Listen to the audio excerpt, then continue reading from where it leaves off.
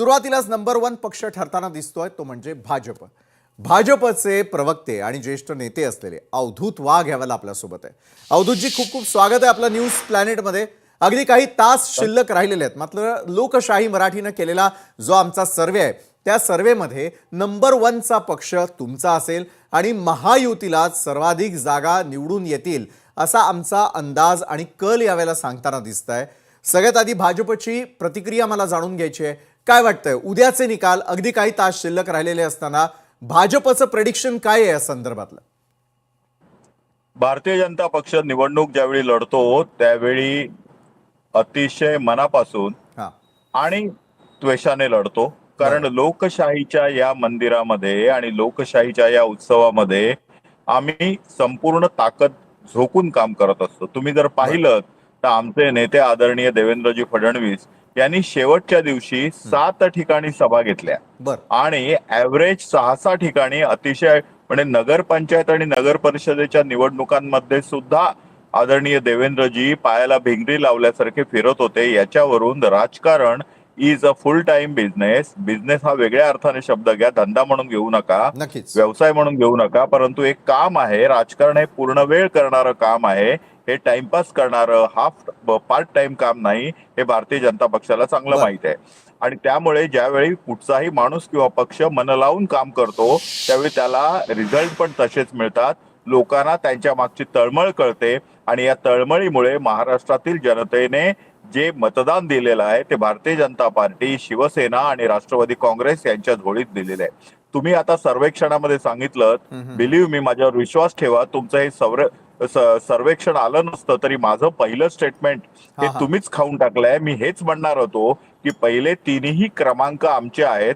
जी काही फाईट चाललेली आहे ती 4थ्या, 5व्या आणि 6व्या नंबरवर आहे. आश्चर्य वाटू देऊ नका की जर रिपब्लिकन पार्टी ऑफ इंडिया हा पण कुठेतरी 4था, 5वा, 6वा पक्ष म्हणून उदयाला येऊ शकतो. बाकी इतर पक्षांची गणना नाही.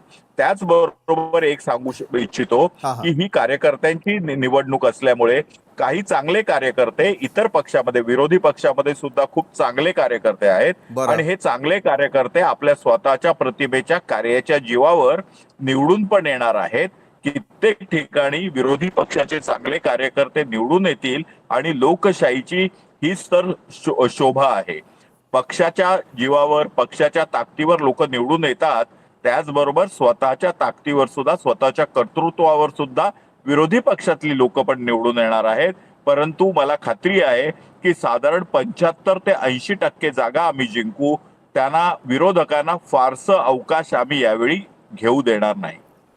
बरोबर आहे. विरोधकांनी देखील आपली प्रतिष्ठा पणाला लागेल यासाठी पूर्णपणे निवडणुकांवरती कॉन्सन्ट्रेशन केलेलं होतं. महायुतीनं देखील ते केलेलं होतं.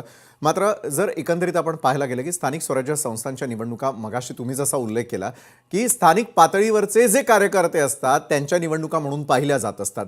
स्थानिक पातळीवरचे जे कार्यकर्ते होते त्यांना नेमकं काय अपेक्षित आहे, त्या ठिकाणी असलेला जो मतदार राजा आहे त्यांना काय अपेक्षित आहे आणि निवडणुकीचे निकाल आल्यानंतर ते पूर्ण करण्यासाठी महायुतीचा नेमका रोडमॅप काय असेल असं तुम्हाला वाटतं? कारण ग्रामीण भागातले प्रश्न अजूनही तेच आहे. ग्रामीण भागामध्ये उभे असलेले अनेक जे उमेदवार असतात तेच असल्याचं पाहायला मिळतं आणि तिथली गणितच वेगळी असतात खरं तर स्थानिक पातळीवरची.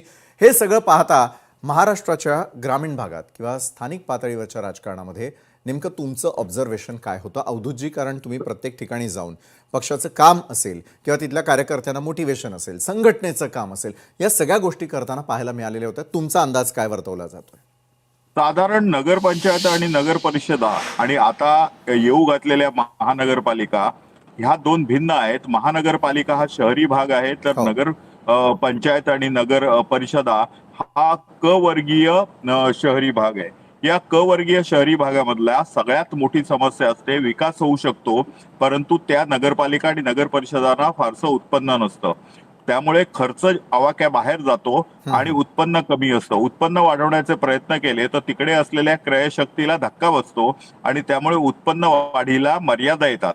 अशा वेळी जर लोकांना नागरी सुविधा पुरवायच्या असतील गटर वॉटर मीटर द्यायचे असतील, रस्ते द्यायचे असतील, जे प्रामुख्याने त्यांचं काम असतं, हा. अशा वेळी जोपर्यंत राज्य सरकारचं भक्कम पाठबळ त्यांना लाभत नाही तोपर्यंत अशा नगरपालिका सक्षमपणे काम करू शकत नाही. तुम्हाला एक उदाहरण सांगतो, अकोले नगरपालिका, आणि ती एवढी अडचणीमध्ये आली की तिकडच्या कर्मचाऱ्यांना 4-4, 5-5 महिने पगार पण मिळू शकले नाहीत. अशा तऱ्हेने जर काही मिसमॅनेजमेंट झालं तर नगरपालिका अगदी दिवाळखोरीमध्ये पण जाऊ शकतात.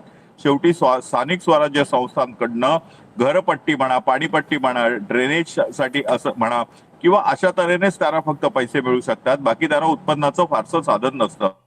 अशा वेळी कर्मचाऱ्यांचे पगार आणि विकास कामावर खर्च करावा लागणारा पैसा हा त्यांच्या अर्थसंकल्पाच्या कितीतरी पटीने अधिक असतो, त्यांच्या उत्पन्नाच्या कितीतरी पटीने अधिक असतो.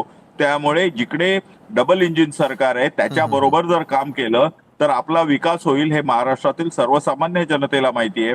भारतीय जनता पार्टी, शिवसेना आणि राष्ट्रवादी काँग्रेस पक्षाचं हे डबल इंजिनचं सरकार आहे. हे जबरदस्त काम करत आहे, हे लोकांना दिसतं आहे. विरोधक केवळ फक्त अफवा पैरवण्याचं काम करतात, परंतु ते निवडणुकीच्या राजकारणात कुठे दिसत नाही. तुम्ही जर पाहिलं ते नगरपंचायत, नगरपरिषदा आणि आता झालेल्या आजच्या इलेक्शनमध्ये विरोधी पक्षाचा एकही नेता दिसला नाही. जे काही दिसले ते आपल्या जिल्ह्यापुरते मर्यादित होते, परंतु संपूर्ण महाराष्ट्राचं नेतृत्व करण्याची क्षमता कोणी दाखवलेली नाहीये. अगदी उद्धव ठाकरेंनी सुद्धा कुठे सभा घेतलेल्या दिसत नाहीत. एखादी तुरळक सभा घेतली असेल, परंतु मातोश्रीच्या बाहेर ते पडले नाहीत. राज ठाकरे कृष्णकुंज किंवा ते काय आता नवीन राजगृह त्याच्या बाहेर पडलेले नाहीयेत. वंचित आघाडीचे नेते बाहेर पडले नाहीत. काँग्रेसचे नेते तर कुठे औषधाला सुद्धा दिसत नव्हते. शरद पवारांचा संपूर्ण पक्ष गप्प बसला होता. जे दिसत होते ते अजितदादा दिसत होते, जे दिसत होते ते एकनाथ शिंदे दिसत होते, आणि जे दिसत होते ते आदरणीय देवेंद्रजी फडणवीस दिसत होते. लोकांना कळत होतं की फ्रंट लाईनला येऊन, फ्रंट फूटवर येऊन बॅटिंग कोण करताय, काम कोण करताय, लोकांचं नेतृत्व कोण करताय, आणि लोकांचं नेतृत्व करणाऱ्या नेत्यांच्या मागे जनता उभी राहते. म्हणून उद्या जे रिझल्ट येतील, मी 8 वाजल्यापासून जवळजवळ 2 वाजेपर्यंत चित्र वेगवेगळ्या वाहिनींवर आहे. मी तुम्हाला आजच सांगतो, ह्याच्या आधी मी 2 प्रेडिक्शन्स केली होती. पहिलं प्रेडिक्शन केलं होतं उपराष्ट्रपतीच्या निवडणुकीमध्ये 300 मतं मिळतील, एक्झॅक्टली 300 मिळाले. बिहारच्या निवडणुकीमध्ये सकाळी 8 वाजता मी स्टेटमेंट केलं होतं की महाराष्ट्राची पुनरावृत्ती होईल आणि आम्ही 200च्या पार होऊ. ते झालं होतं. आज मी तुम्हाला सांगतो की 75% अधिक ठिकाणी महायुती विजयी होईल. 25% सुद्धा जागा विरोधकांना मिळण्यासाठी मारामार करावी लागेल. बरं, नक्कीच पाहूयात. अगदी काही तास शिल्लक राहिलेले आहेत. पुन्हा एकदा आपण आमच्याच लोकशाही मराठीच्या माध्यमातून या संदर्भातली चर्चा पुढे नेणार आहोत. त्याचबरोबर निकालही सगळ्यात वेगवान आम्ही आमच्या प्रेक्षकांपर्यंत पोहोचवणार आहोत. धन्यवाद.